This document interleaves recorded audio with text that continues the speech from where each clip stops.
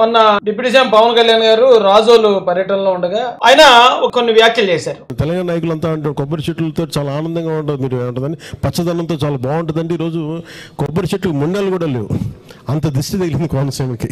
ఆయన తెలంగాణ నాయకులు అన్నాడు. ఒకవేళ ఆ మాట తప్పైనా కూడా తెలంగాణ ప్రజలను ఆయన ఏం అనలేదు. తెలంగాణ నాయకులు ఏమన్నారటండి, మీరెంతో పచ్చగా ఉంటారు కోనసీమ అని చెప్పి వాళ్ళు అన్నారట. ఆ దిష్టి తగిలేసింది, ఇప్పుడు చెట్లన్నీ పాడాయి అని అన్నాడు ఆయన. పైగా నవ్వుతూ అన్నాడు, అక్కడ ఇప్పుడు ఏం రాజకీయాలు లేవు, ఆ రెండు రాష్ట్రాల మధ్యలో గొడవలు ఏం జరగట్లేదు, కాబట్టి పని కట్టుకుని ఒక రాష్ట్రంలో ఉన్న ప్రజల్ని విమర్శించాలి, ఆ ఇంటెన్షన్ కూడా పవన్ కళ్యాణ్ గారిలో లేదనేది తెలంగాణ ప్రజలు కూడా ఒప్పుకుంటారు. అయితే వాళ్ళ మనసు ఎక్కడ నొచ్చుకుంది, మేము దిష్టి పెట్టడం ఏంటి, మా పక్క రాష్ట్రం వాళ్ళు బాగుండాలని కోరుకుంటాం కానీ మేమెందుకు దిష్టి పెడతాం అనే దగ్గర తెలంగాణ నుంచి చాలా మంది నాయకులు స్పందిస్తున్నారు. వాళ్ళని కూడా తప్పట్టట్లే. అయితే కొన్ని పదాలకి అర్థం మనం తెలుసుకోపోతే అవి చాలా పెద్ద ప్రాబ్లం గా క్రియేట్ అయిపోతుందండి. ఇంతకీ దిష్టి అంటే ఏంటి, మనం చాలా సినిమాల్లో కూడా చూస్తుంటాం. కూతురు అంటే పెళ్లి కూతురు అవుతుంది, ఆవిడ చక్కగా పెళ్లి కూతురులా ముస్తాబు అవుతుంది, వచ్చి తల్లికి గాని తండ్రికి గాని కాళ్ళకు దండం పెట్టి ఆశీర్వాదం తీసుకుంటారు. అప్పుడు ఆ కూతురుని పైకి లేపి నా దిష్టి తగిలేలా ఉందమ్మా అనే డైలాగ్ చాలా సినిమాల్లో చూసాం, బయట కూడా చాలా సార్లు విన్నాం. ఒక అమ్మాయి, ఒక కూతురు, ఒక చెల్లి అందంగా ముస్తాబాయి వస్తూ ఉంటే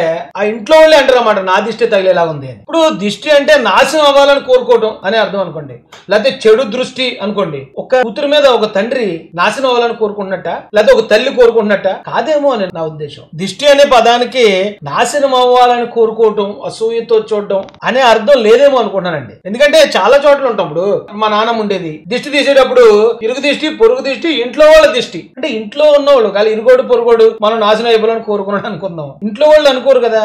సో పెద్దల దగ్గర నుంచి వచ్చే ఈ దిష్టి అనేది నాశనం అవ్వాలని కోరుకోవడం అనే అర్థం కాదేమో అనేది నా ఉద్దేశం. అయితే పదానికి అర్థం అనేది చాలా ఇంపార్టెంట్ అండి. నాకు తెలిసినంత వరకు దిష్టి అనే పదం దృష్టి అనే పదం నుంచి వచ్చింది. అంటే దృష్టి అనేది ప్రకృతి, దిష్టి వికృతి. అంటే కాలక్రమేణా కొన్ని పేర్లు కొన్ని పదాలు మారిపోతుంటాయి కదా, అలాగా దృష్టి అనే పదాన్నే దిష్టిగా మార్చేశారు. దృష్టి అంటే ఏంటండి, చూపే కదా, దిష్టి అన్న కూడా చూపే.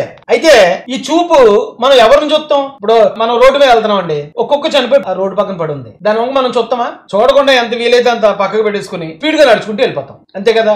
అదే పెళ్లి కాని కుర్రోడు వెళ్తున్నాడు అనుకోండి, ఒక పెళ్లి ఉన్న అమ్మాయి కనిపించిందంటే అమ్మాయి చూస్తాడు, బాగుంది, చాలా బాగుంది. చూపండి, దృష్టి అంటే చూపు. అయితే ఈ చూపు ఇష్టపడితేనే చూస్తాం, మనకి ఇష్టం లేదని చచ్చినా చూడం. ఇప్పుడు ఒకవేళ తెలంగాణ నాయకులు కోనసీమని వాళ్ళ దృష్టి తగిలింది అంటే తెలంగాణ నాయకులు చాలా సార్లు కోనసీమ ప్రాంతాన్ని చాలా మంచిగానే మాట్లాడారు వాళ్ళు. అయితే వాళ్ళ దృష్టి చాలా బాగుంటది కోనసీమ ప్రాంతం, అయితే ఆ దృష్టి అనే దాన్ని ఆయన దిష్టి అనడేమో అనిపించింది నాకు. ఇది తెలంగాణ ప్రాంతంలో ఉన్న నాయకుల్ని దాని అర్థం తెలిస్తే, దిష్టి అనే పదానికి అర్థం తెలిస్తే ఆయన విమర్శించలేదు, ఆయన ఒక రంగాల గురించి మంచిగానే మాట్లాడాడనే అర్థం వస్తుందండి.